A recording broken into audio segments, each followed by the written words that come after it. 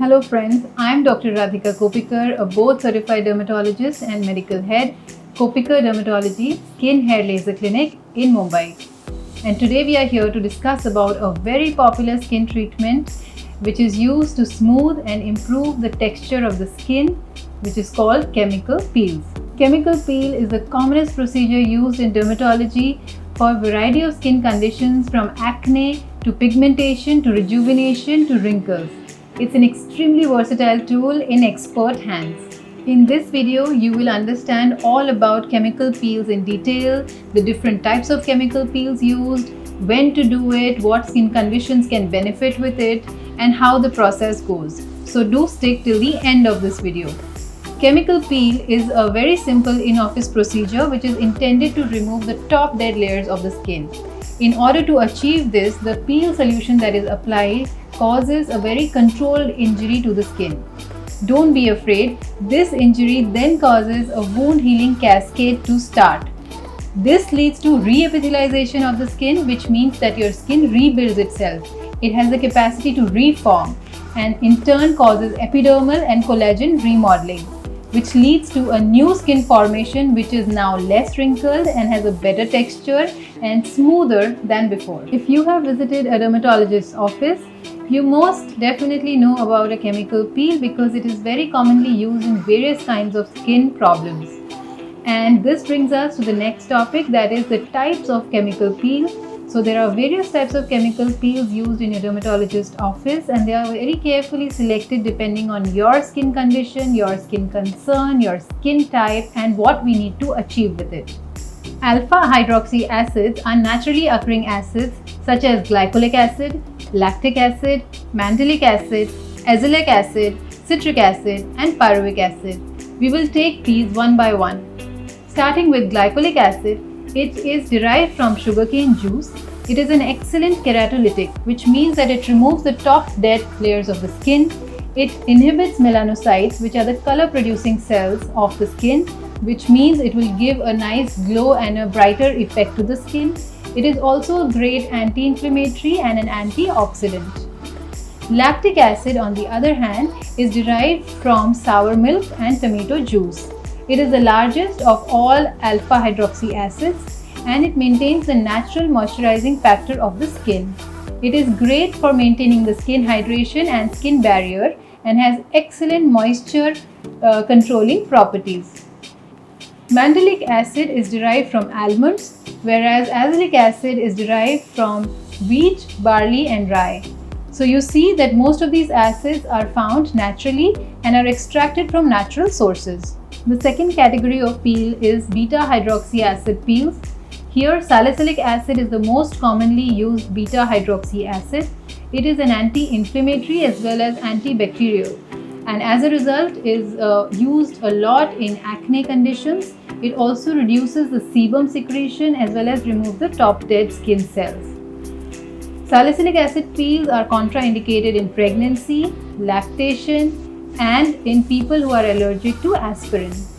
Both alpha and beta hydroxy peels are known to be superficial to medium depth peels. The third category of peel is retinoic acid peel. These are retinoids, also known as yellow peels. They are excellent keratolytic, meaning they remove the top dead skin layers. They are sebolytic, which means it can remove the oiliness and break down the oils on your skin, and it is also anti-inflammatory. So these category of peels are deeper than the beta hydroxy acid peels and therefore are used for superficial scars, wrinkles, pigmentation, and also leads to collagen remodeling. The client leaves with a yellow peel or the retinoic acid peel on their skin surface, which is left on for about 6 to 24 hours depending on the skin type of the patient. The peeling process takes place starting from the third day. For better results, it is recommended to repeat these peel sessions over time. Chemical peels can also be categorized according to superficial, medium, and deep peels depending on the depth of damage they cause to the skin. Superficial peels are also known as lunchtime procedures, where the effect of the peel does not go beyond the epidermis, which is the supermost superficial layer of the skin. The medium depth peels can reach up to the superficial layers of the dermis, which is the next layer of the skin, and the deep peels can reach up to the deeper layers of the dermis. The depth of the peel depends upon the nature and the concentration of the chemical in the peeling solution, and also the length of time it is allowed to interact with the skin. In this next section, we will discuss about all the indications and conditions where chemical peels can be successfully used. I will be dividing this into 3 parts containing pigmentary problems, acne-related conditions, and aesthetic concerns. Pigmentary problems like melasma, post-inflammatory hyperpigmentation, freckles, lentigines, and facial melanosis. Acne-related problems such as acne vulgaris, seborrhea, comedones, which are blackheads and whiteheads, superficial acne scars, and post-inflammatory hyperpigmentation marks can be also treated using chemical peels. And aesthetic concerns like superficial wrinkles, fine lines, dilated pores, photoaging, and again superficial scarring can be beautifully handled using chemical peels, and chemical peels also help us in reducing the duration of treatment using the conventional medicines. After knowing about a list of conditions that chemical peels can treat, it's also important to know when not to do a chemical peel.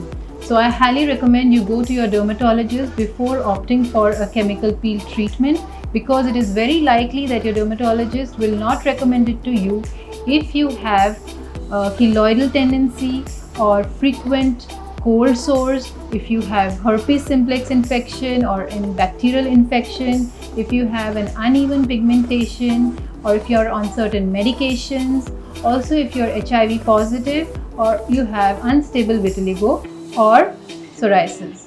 So in these conditions, you are not supposed to do a chemical peel unless advised by a dermatologist and under their supervision.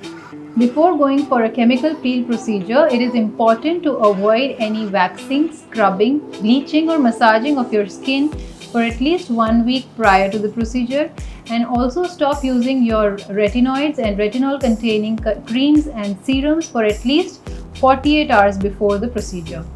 During the procedure, your face is thoroughly cleansed, or the area of the body which is to be treated is thoroughly cleansed. Then your eyes and your hair is covered, followed by application of the peeling solution on the entire area. This is left onto the skin for a set amount of time, which will depend on your skin type, your skin concern, and what we need to achieve with that peeling solution. After this, it is neutralized and cleansed.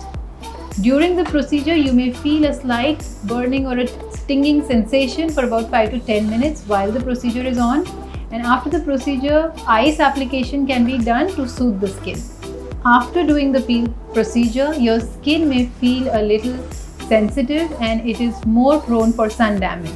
So it is crucial to apply a good quality sunscreen with an SPF of 30 or above. Take full care when you're out in the sun. After even applying the sunscreen, it is important to cover your skin with a cloth, wear a wide brimmed hat, avoid going out in the sun during the time when the sun rays are the strongest, that is between 11 a.m. to 3 p.m. Also, it is important that you use a mild moisturizer to hydrate your skin, because you may also feel slight redness or dryness and flaking after doing the peel procedure for the next 3 to 7 days. You will be surprised to know that chemical peels are not just chemical exfoliators or skin exfoliator, but besides removing the top dead layers of the skin, it also helps in achieving the reduction in fine lines around your eyes or around your mouth, reducing the dark spots or age spots, reducing the wrinkles which happen due to sun damage, improve pigmentation and melasma, apart from doing a variety of other things for a total skin rejuvenation and improvement in the glow and open pores. So, peels can also be combined with other procedures such as microdermabrasion or lasers or microneedling RF for addressing other skin concerns or for enhancing the results with the chemical peel. In the end, let us show you how we do a chemical peel in our skin clinic at Kopiker Dermatology. So let us demonstrate to you how we do a chemical peel procedure in our clinic at Kopiker Dermatology. The bed has been sanitized, keeping all the COVID precautions in mind. The therapist is wearing all the protective gear for the safety of our patients. The patient has been comfortably made to lie on the treatment bed. The hair is secured behind. The first step is to cleanse the skin properly to remove all the debris, oil, makeup particles, dust. So this is a very relaxing step where the patient's skin is cleansed thoroughly using a cleansing solution. Then water is used to remove the residue from the skin surface, leaving behind a clean skin to start the procedure. Next step is to remove any water and dab the skin and wipe it away. Next step is a suction vacuum cleaning of the skin surface. This deep cleans the skin and cleans the pores, removes any dead skin cells, again removes oil, any residue of makeup or pollution that may be sitting on the skin surface after the cleansing action has been done.